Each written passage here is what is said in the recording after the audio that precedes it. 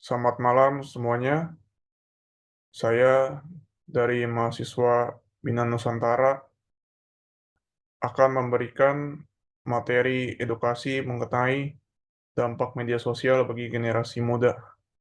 Tapi sebelum kita masuk ke materi pembahasan, izinkan saya untuk memperkenalkan diri saya. Saya Gary Jordan dengan NIM 24400297795. Sebelum kita masuk ke materi yang lebih dalam, terlebih dahulu saya akan menerangkan mengenai latar belakang. Di era disrupsi teknologi saat ini, media sosial telah bertransformasi dari sekedar alat komunikasi menjadi lingkungan primer bagi kehidupan sosial, emosional, dan intelektual generasi muda. Bagi generasi Z dan Alpha, dunia digital adalah realitas kedua yang tak terpisahkan dari keseharian mereka. Namun, kehadiran platform global seperti TikTok, Instagram, dan Twitter membawa paradoks yang kompleks. Di satu sisi, media sosial membuka pintu akses informasi yang tanpa batas dan ruang kreativitas yang inklusif. Di sisi lain, ia menyimpan risiko sistemik yang mengancam kesejahteraan mental dan perkembangan karakter. Fenomena seperti kecanduan dopamin dari validasi digital, tekanan standar kecantikan semu, hingga paparan cyberbullying menjadi tantangan nyata yang belum pernah dihadapi generasi sebelumnya. Tanpa literasi digital yang memadai, generasi muda rentan terjebak dalam perbandingan sosial yang destruktif dan manipulasi algoritma. Oleh karena itu, memahami dampak multidimensi media sosial menjadi sangat krusial agar teknologi ini dapat berfungsi sebagai katalisator potensi, bukan penghambat masa depan mereka. Selanjutnya, kita akan masuk ke dalam statistik penggunaan media sosial. Data menunjukkan bahwa generasi muda menghabiskan rata-rata 3-5 jam setiap hari untuk mengakses media sosial. Durasi yang signifikan ini menciptakan ruang bagi algoritma untuk bekerja secara intensif dalam membentuk pola pikir, preferensi, hingga perilaku harian mereka. Melalui paparan konten yang terus-menerus, algoritma mampu mendikte apa yang mereka konsumsi, beli, dan percayai. Memahami pola penggunaan ini sangat krusial guna mengantisipasi sejauh mana teknologi secara halus telah mengendalikan arah kehidupan generasi masa depan. Lalu kita akan melihat dampak positif apa saja yang dapat dalam penggunaan media sosial. Yang pertama itu adalah media sosial bukan sekedar hiburan, melainkan katalisator pertumbuhan yang luar biasa jika digunakan secara bijak.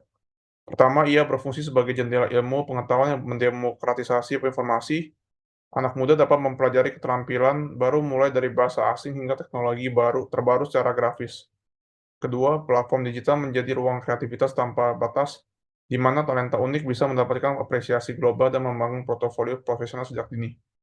Terakhir, media sosial memperkuat konektivitas sosial dengan mempertemukan individu ke dalam komunitas hobi yang suportif melintas sekat geografis. Kehadiran ruang ini memberikan rasa memiliki dan dukungan emosional yang penting bagi perkembangan identitas mereka di era modern. Lalu, dampak positif yang kedua, akses edukasi tanpa batas, memudahkan pencarian materi belajar, kursus daring, dan tutorial keterampilan praktis. Wadah kreativitas dan self-branding, tempat menyalurkan bakat dan membangun portofolio profesional sejak dini. Lalu konektivitas global, menjalin relasi dengan teman lama dan menemukan komunitas baru yang memiliki minat atau hobi serupa. Lalu penyebaran arus informasi, mendapatkan berita terkini secara cepat dan meningkatkan kesadaran terhadap isu-isu sosial atau kemanusiaan. Dan yang terakhir, peluang ekonomi baru, membuka jalan bagi wirausaha muda melalui e-commerce, konten creating, dan pemasaran digital. Selain dampak positif, kita juga lihat ada dampak negatif dari penggunaan media sosial. Dampak negatifnya itu dibagi dari beberapa subbagian. Yang pertama adalah subbagian dampak psikologis dan mental, yang memicu depresi akibat standar hidup yang tidak realistis. Munculnya rasa rendah diri melihat kesuksesan semua orang lain, kecanduan dopamin dari jumlah like dan komentar, gangguan kecemasan sosial, FOMO, dan sebagainya. Lalu kita masuk ke dampak negatif subbagian berikutnya, yaitu dilihat secara dampak fisik dan kesehatan. Yang pertama adalah kerusakan mata akibat radiasi sinar biru. Yang kedua, insomnia atau gangguan pola tidur kronis. Yang ketiga, obesitas karena gaya hidup sedentar atau kurang gerak. Lalu sakit leher dan punggung lalu penurunan kualitas pendengaran akibat penggunaan handphone berlebih, dan yang terakhir adalah kelelahan otak atau brain fog akibat informasi yang tumpang tindih. Lalu ke dampak negatif berikutnya, dilihat secara dampak sosial dan interaksi. Melemahnya kemampuan komunikasi tatap muka, terciptanya jarak dan anggota keluarga di keluarga di rumah, kehilangan kemampuan membaca isyarat nonverbal, meningkatkan resiko cyberbullying atau perundungan siber, budaya komentar jahat atau ujaran kebencian, dan yang terakhir terjebak dalam filter bubble atau hanya mendengar informasi sepihak. Lalu dampak negatif dari segi akademik dan produktivitas. Penurunan tentang perhatian, prokrastinasi, penurunan prestasi akademik karena konsentrasi terpecah, kecenderungan untuk melakukan copy paste tanpa berpikir kritis, dan waktu belajar yang terbuang sia-sia hanya untuk scrolling tanpa tujuan. Lalu kita masuk ke dampak negatif dari segi keamanan dan etika, yaitu pencurian identitas melalui data pribadi yang dibagikan, resiko penipuan daring atau phishing, paparan konten pornografi dan kekerasan secara tidak sengaja, hilangnya privasi kehidupan pribadi, penyebaran hoaks dan disinformasi yang merugikan, resiko pengkuntitan atau cyberstalking, dan yang terakhir terbentuknya mentalitas cancel culture yang menghakimi pihak. Lalu, bagaimanakah kita harus menyikapi pengguna media sosial ini? Yang pertama itu kita harus memiliki kesadaran untuk penggunaan yang bijak. Maksudnya apa? Yang pertama adalah pahami privasi dan keamanan. Atur pengaturan privasi dengan hati-hati, jangan membagikan informasi pribadi yang sensitif di media sosial. Gunakan kata sandi yang kuat dan lakukan verifikasi 2 langkah atau two-factor authentication untuk melindungi akun dari ancaman peretasan. Lalu hindari penyebaran hoaks. Selalu periksa kebenaran informasi sebelum membagikannya. Gunakan sumber yang terpercaya dan hindari menyebarkan berita yang belum diverifikasi. Jadilah pengguna media sosial yang bertanggung jawab dengan melaporkan konten yang tidak benar atau menyesatkan. Lalu atur waktu penggunaan. Batasi waktu penggunaan media sosial agar tidak kecanduan. Terapkan kebiasaan digital yang sehat dengan menjadwalkan waktu untuk detox digital. Bersikap positif. Gunakan media sosial untuk menyebarkan pesan positif, mendukung orang lain, dan memberikan kontribusi yang membangun dalam komunitas online. Hindari terlibat dalam percakapan yang mengarah pada konflik atau negatif. Lalu bagaimana kita harus menyikapi media sosial? Yaitu dengan penggunaan yang kreatif. Apa itu penggunaan yang kreatif? Yaitu membangun personal branding. Manfaatkan media sosial untuk membangun citra diri yang profesional dan positif. Misalnya, bagikan proyek yang sedang dikerjakan atau prestasi yang diraih. Lalu mengembangkan bakat dan karya. Gunakan platform media sosial untuk membagikan karya kreatif Anda, baik itu fotografi, video, musik, atau seni digital. Menggunakan media sosial untuk edukasi. Media sosial dapat digunakan untuk menyebarkan informasi edukatif. Misalnya membuat konten tutorial, berbagi pengetahuan dan hobi, atau menyebarkan kesadaran tentang isu-isu sosial dan lingkungan.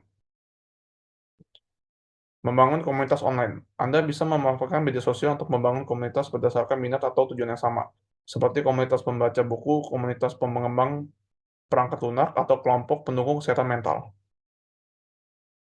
Mempromosikan bisnis atau usaha. Media sosial adalah platform yang efektif untuk mempromosikan produk atau layanan. Dengan menggunakan strategi pemasaran digital yang tepat, Anda dapat memperluas jangkauan pasar Anda secara global. Lalu, kita harus menyikapi dengan memiliki etika digital. Etika digital atau netiquette adalah seperangkat panduan perilaku sopan dan bertanggung jawab dalam berinteraksi di ruang cyber. Di dunia digital, kita sering lupa bahwa di balik layar yang kita ajak berbicara adalah manusia nyata yang memiliki perasaan. Menerapkan etika digital berarti memahami bahwa jejak digital bersifat permanen dan dapat mempengaruhi masa depan, baik dalam pendidikan maupun karier. Penerapan etika digital mencakupi beberapa hal krusial, yaitu berpikir sebelum menggunakan, memastikan konten tersebut benar, inspiring, necessary, dan kind atau santun, menghargai privasi, tidak menyebarkan data pribadi diri sendiri maupun orang lain, kritis terhadap informasi, tidak menyebarkan hoaks dan selalu melakukan verifikasi sebelum membagikan ulang sebuah berita. Budaya komentar sehat, menghindari ujaran kebencian, kata-kata kasar, dan perilaku merundung atau bullying. Dengan menjunjung tinggi etika digital, generasi muda tidak hanya melindungi diri sendiri, tetapi juga ikut menciptakan ekosistem internet yang sehat, positif, dan produktif bagi semua orang.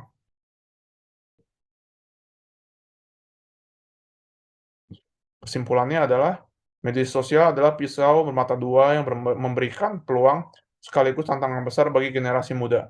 Sebagai jendela dunia, ia menawarkan akses tanpa batas terhadap ilmu pengetahuan dan kreativitas. Namun di sisi lain menyimpan risiko kesehatan mental dan degradasi etika jika digunakan tanpa kesadaran. Kunci utamanya bukan pada pembatasan akses secara total, melainkan pada pengembangan literasi digital dan etika cyber yang kuat. Generasi muda harus mampu mengendalikan teknologi agar tetap menjadi alat pemberdayaan diri, bukan justru menjadi budak algoritma. Dengan keseimbangan antara kehidupan nyata dan digital, media sosial akan menjadi jembatan menuju masa depan yang lebih inovatif dan bermartabat. Berikut referensi.